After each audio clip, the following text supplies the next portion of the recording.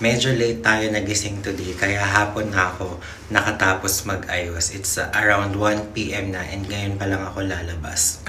And actually talagang natulog ako ng medyo mahaba dahil ang sama ng pakiramdam ko kagabi. So now I'm feeling quite better and sana makapag-tour tayo ng bongga. And I will update you kung saan-saang places tayo makakarating. So I will see you guys later and labas na tayo. And quick outfit check. I got this top from H&M and super love ko yung texture niya. Ayan guys, hindi pala siya kita masyado kanina. So, ayan, ang ganda ng texture niya, di ba?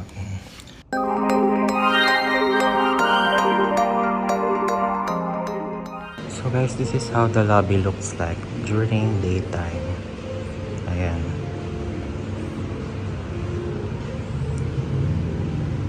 Guys, I'm already here sa TRX. Katapat lang siya ng hotel ko. Nakakaloka. Sobrang bongga. Ito yung latest mall yata nila here. And parang nasa BGC. Ganun yung vibe. And this is my hotel guys. So katapat niya lang talaga. Hotel Aman. And ito na yung TRX mall. Ayan, kitang-kita na sila ng Balenciaga.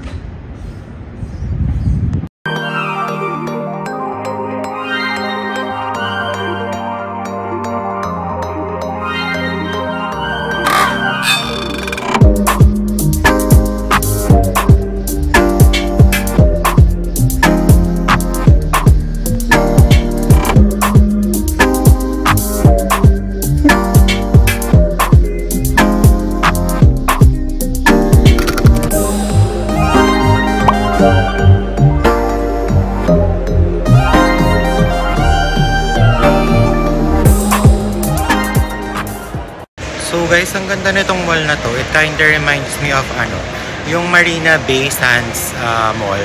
Parang ganun yung vibe niya. And lahat ng high-end nandito. Makeup, bags, or anything. Nandito lahat, kumpleto. Kaso lang parang wala akong makita na Sephora. Gusto ko sana magpabudol.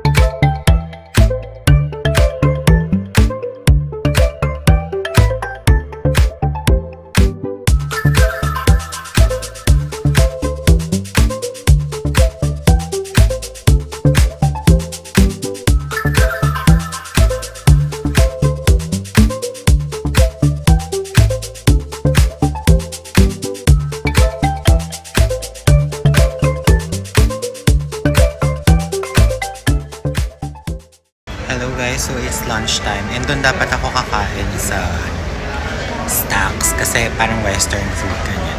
But I figured I have to try local dishes. So ayun, dito ako nag-dine sa British Malaya. I forgot the name. Basta nakita nyo naman kanina sa clip kung ano yung name nitong restaurant. And I will try their noodles. Gusto ko ng something na may sabaw. Kasi parang hindi pa rin 100% okay yung throat ko. So, ayun. So guys, the food is here. It smells so good. Nagugutom na ako. Tara, let's eat.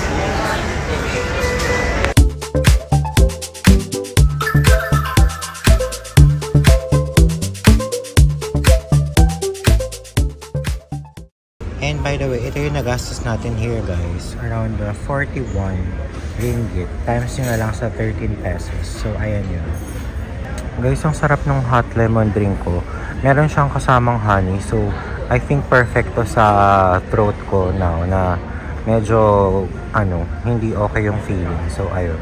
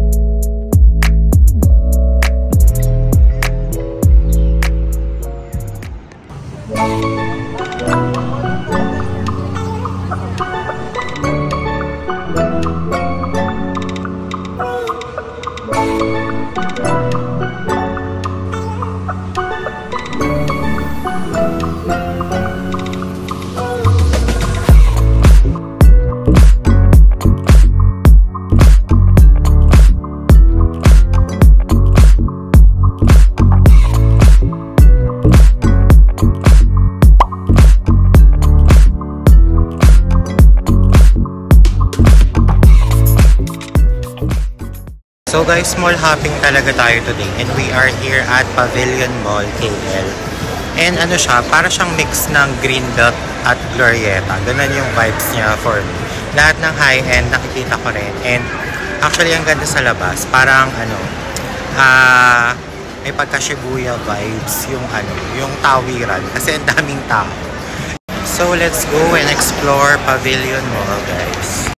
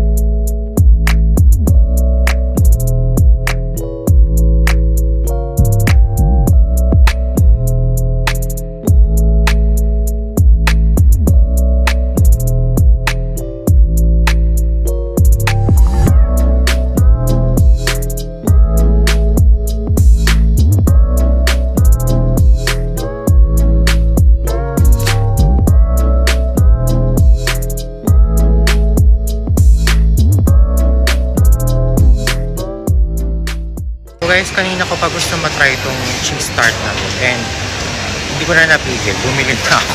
So ayun, let's try.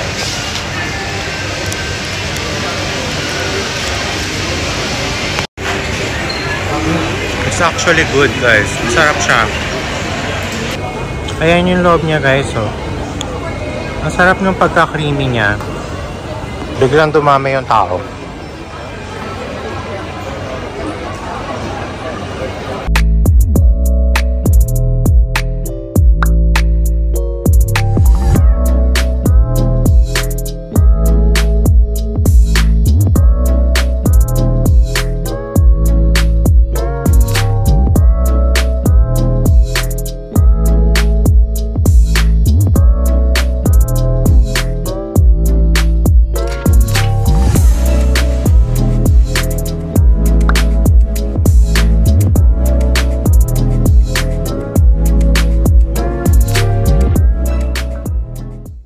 guys, I'm on my way to Banyan Tree Hotel.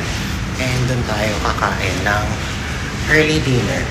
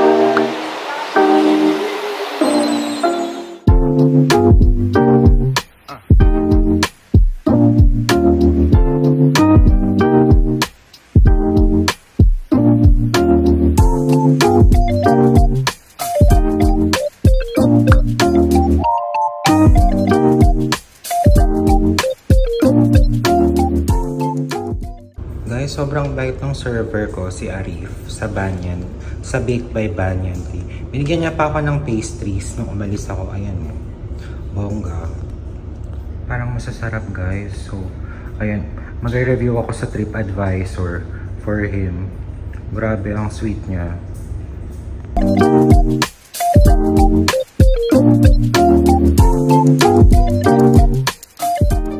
So guys, punta tayo dun sa sikat na bar nila. Sa Vertigo. Oh my god, parang nabibingi ako kasi yung pressure, ang bilis ng akyat sa 58th floor. Parang nakakabingi. Alam mo yung feeling pag nasa airplane kayo, tas yung pataas ng altitude, ganon.